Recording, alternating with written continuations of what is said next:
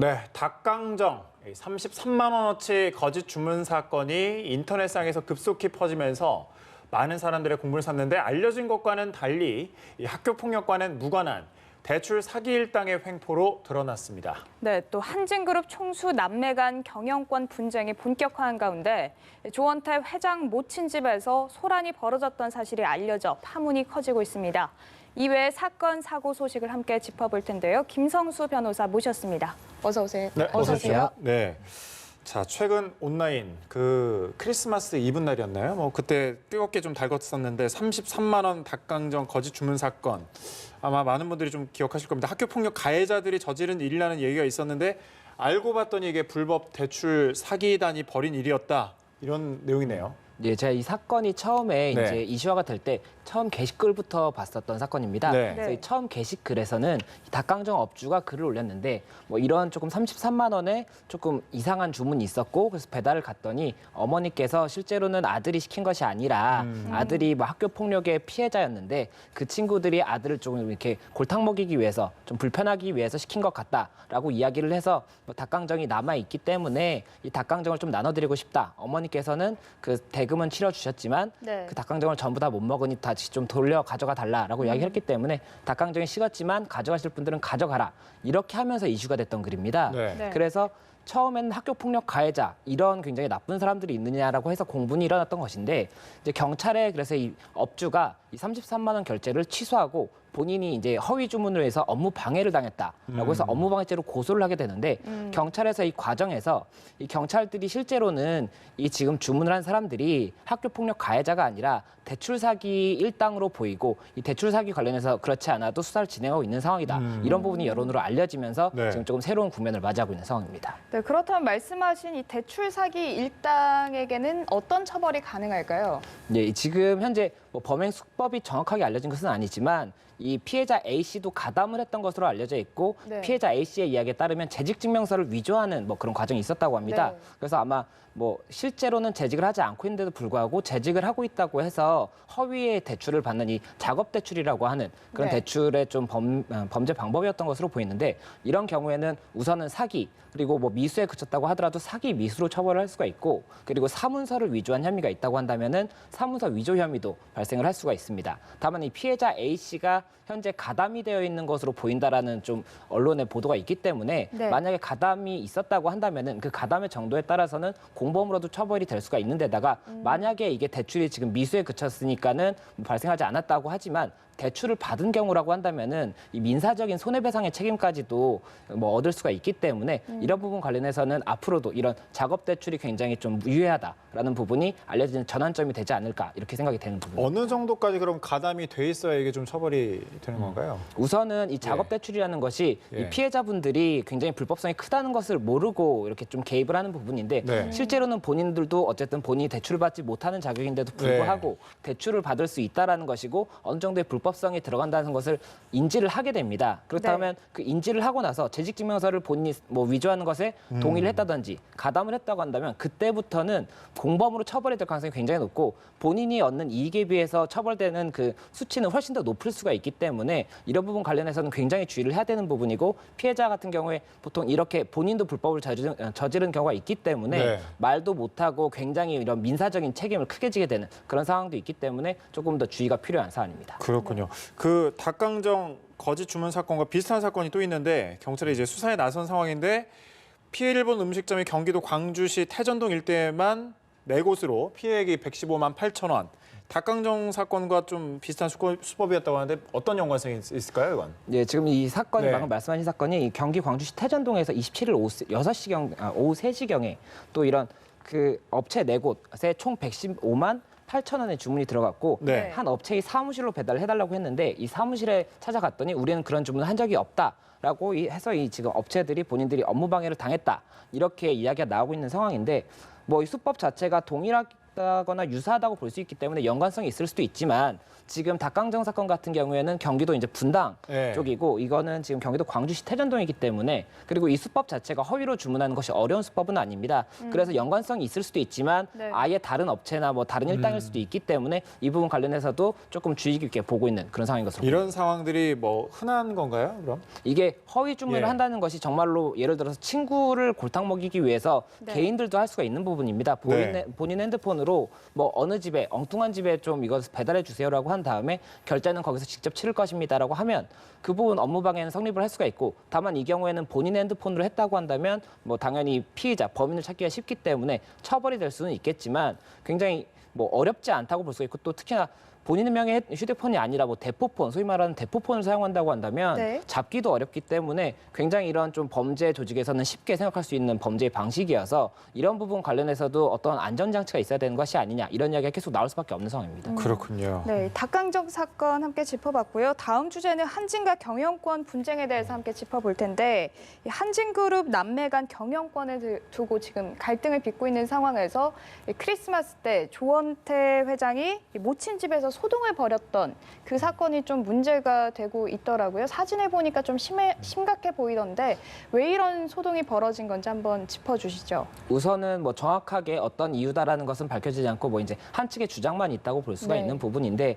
어쨌든 지금 현재 알려진 바에 따른 부분을 설명을 드리자면 조원태 회장이 25일에 이제 이명희 전 고문, 어머니인 이명희 전 고문의 자택에 방문을 해서 이제 가족들과 시간을 보내다가 네. 지금 지난 23일에 조현아 전 부사장이 조원태 그 회장의 경영 방식에 관해서 아버지의 유언과 어긋난다는 네. 취지의 이런 좀 공개 발언을 한 부분이 있고 네. 이와 관련해서 언쟁이 일어난 것이 아니냐 그리고 이 언쟁이 조금 격해지다 보니 몸싸움도 있었고 기물파손이 있었던 것이 아니냐 이런 이야기가 나오고 있는 상황이고 한측에서는 이와 관련해서 굉장히 기물파손의 정도가 심했고 그 과정에서 뭐 일부 조금 상해도 발생을 했기 네. 때문에 이와 관련해 뭐 어떤 좀 처분이 있을 수도 있다라는 좀 뉘앙스를 풍기고 있는 부분이 있어서 조금 진행의 경과가 어떻게 될지 지켜봐야 되는 부분이 아닌가 생각이 됩니다. 그렇군요. 조 회장이 한진칼 지분이 6.52%입니다. 조 전 부사장과 좀 비슷한 편인데 내년 주주총회에서 이사로 재선임되려면 모친 이명희 고문의 지원이 필요한 상황이라고 하는데 이번 사태가 총수 일가 사이에서 경영권 이루어지기가 경영권 합치기가 이루어지지 않았다 이런 걸 좀 보여주는 반증이라고 하는데요. 예, 우선 23일에 예. 조현아 전 부사장이 이 비난의 취지로 이제 공개 발언한 것부터가 지금 총수일가 간에 뭔가 좀 이견이 있는 것이 아니냐라는 이야기가 나오고 있는 상황이고 네. 그리고 주주 지분을 말씀을 드리자면 조원태 회장 같은 경우가 6.52%고 네. 조현아 전 부사장이 6.49% 굉장히 근소한 차이입니다. 네. 그리고 조현민 전무 같은 경우에도 6.47%, 이현민 전 고문도 5.31%입니다. 이렇다 보니까는 이 다수 주주들이 다 가족들이기 때문에 가족들의 합치가 있어야지 경영권을 뭐 유지하는데 네. 당연히 뭐 주주총회라든지 이런 것을 함에 있어서도 조금은 편안하게 지나갈 수가 있는데 지금 조현아 전 부사장이 만약에라도 조원태 회장과 반대 대립각을 세운다고 한다면 이 가족들의 지원도 필요할 수밖에 없고 또 이와 별도로 이 한진 칼그룹의 좀 대주주라고 할 수 있는 뭐 기업들이 KCGI라는 사모펀드가 있고 네. 또 델타항공 그리고 반도건설이 있습니다. KCGI 같은 경우에는 17.29%를 가지고 있기 때문에 이 KCGI가 어느 쪽 편에 서느냐에 따라서도 이런 주주총회에서의 굉장히 경영권이라든지 운영 방침에 대해서 많은 좀 관여가 있을 수가 있기 때문에 네. 만약에 이런 대립각을 세운다고 한다면 이 가족 간에 결국엔 우호 지분을 확보하는데 어떤 전쟁이 있을 수도 있다 이런 얘기가 나오고 있는 상황입니다. 네. 네, 알겠습니다. 다음 주제는 BMW 관련 소식 한번 짚어볼 텐데 배출가스 인증 서류를 변조하거나 변경 보고를 하지 않아서 수백억 원대의 과징금을 부과받았었잖아요. 여기에 대해서 이 과징금을 취소해달라고 낸 소송에서 승소를 했습니다. 먼저 어떤 내용인지 좀 개요부터 짚어주시죠. 네, 이 사건이 지금 2012년부터 2017년까지 BMW가 차량을 판매하는 데 있어서 이 배출가스 인증을 받아야 됩니다. 네. 근데 이 배출가스 인증과 관련해서 인증 서류를 변조하거나 아예 그러니까는 없는 내용을 좀 변조를 하거나 아니면은 변경이 있음에도 불구하고 이것을 신고를 안 해서 네. 그와 관련해서 이 서류를 변조한 부분과 관련해서는 583억 원의 과징금을 네. 받았고 그리고 세종의 변경 인증을 하지 않은 것에 관해서는 44억 원의 과징금을 받았는데 이 중에서 이 583억 원의 과징금 이 부분이 BMW가 서울행정법원의 1심 판결에서 사실상 승소했다라고 하는 것이고 네. 이 이유에 대해서 조금 설명을 드리자면 이게 결국에는 환경부에서 그 구대기환경보존법이라는 이 법에 조문이 있습니다. 부정한 방법으로 인증을 받은 경우에는 과징금을 처분을 할 수가 있다라고 규정을 하고 있는데 네. 이 과징금 처분을 하는 규정에 있어서 문헌을 인증을 받지 아니하고 이 28개 차종을 인증을 받아서 판매를 했기 때문에 583억 원의 과징금을 처분을 한다라고 했는데 네. 법원에서는 이 부분 인증을 받지 아니하고 이 문헌이 잘못됐다는 것이죠. 왜냐하면은 말씀을 드렸던 것처럼 이 28개 차종에 대해서는 인증을 받지 않은 것이 아니라 네. 이 서류, 시험 서류를 변조한 것이기 때문에 인증은 받은 겁니다. 인증은 받았는데 시험 서류를 변조한 것. 이기 네. 때문에 이것은 그렇다면 인증을 받지 아니한 경우에 해당하는 것이 아니니까, 그러니까 문헌대로만 해석하자면 아니기 때문에 이 과징금 부분은 취소하는 것이 마땅하다라고 판단을 했던 것이고, 이와 관련해서 우선은 1심 판결이기 때문에 항소심에서 어떻게 또 판결이 날지도 지켜봐야 되는 것이고, 만약에 이렇게 취소가 된다고 한다면 환경부에서 그렇다면 다시 이제 법조문에 맞춰서 다시 처분을 할 것인지 여부도 네. 조금 지켜봐야 되는 상황이라고 볼 수가 있습니다. 그렇군요. 그럼 이제 그 보고 의무 위반 과징금 44억 원만 인정된다라고 하는데 앞으로는 좀 어떻게 될까요, 이거는? 과징금 44억 원 이 부분에 대해서는 우선 서울행정법원에서도 인정이 된다라고 봤기 때문에 항소심에서도 뭐 새로운 주장이 나오고 뭐 그에 대해서 뭐 증거가 있어서 증명이 된다든지 이런 부분들이 없다고 한다면은 그대로 유지될 가능성이 높다라고 조금 개인적인 의견이 있습니다. 네, BMW 과징금 소송 사건까지 한번 짚어봤고요. 요즘 이 사건을 보면 정말 세상이 흉흉해졌다고 하지만 깜짝 놀랄만한 사건이 하나 있거든요. 최근에 초등학생이 친구에게 흉기를 휘둘러서 숨지게 한 사건. 이 사건 어떤 것 때문에 이런 일이 발생한 건지 한번 이야기를 들어보고 싶은데요. 예, 이게 굉장히 이슈가 되고 있는 사건인데 이 26일 오후 7시 40분경에 이제 굉장히 조금 안타깝게도 초등학생, 여학생이 네. 이제 사망한 채로 발견이 되게 되고 네. 이와 관련해서 사망 원인이라든지 왜 이런 일이 발생했는지를 확인을 하다 보니까 이 가해자도 같은 초등학생, 5학년 초등학생 여학생이었고 이 여학생에게 계속 이제 수사를 하면서 왜 이런 범행을 저질렀느냐라고 물어보니까 실제로 본인이 한 것이 맞고 네. 그 이유는 가족의 험담을 이 친구가 하기 때문에 본인이 그것이 너무 화가 나서 이런 범행을 저질렀다라고 이야기를 하면서 굉장히 이슈가 됐습니다. 또 그리고 또 한 가지 이슈가 되는 부분은 이 학생이 초등학생 5학년이다 보니까 네. 이게 형사법상으로는 형법상은 만 14세 미만은 처벌하지 않는다라고 규정을 하고 있고 네. 소년법에서는 만 10세 이상, 만 14세 미만에 대해서 촉법소년이라고 해서 네. 보호 처분은 하고 있지만 형사처벌 규정이 없기 때문에 이와 관련해서 결국엔 또다시 소년법이 문제가 되는 것이 아니냐라는 조금 논란도 점화가 되면서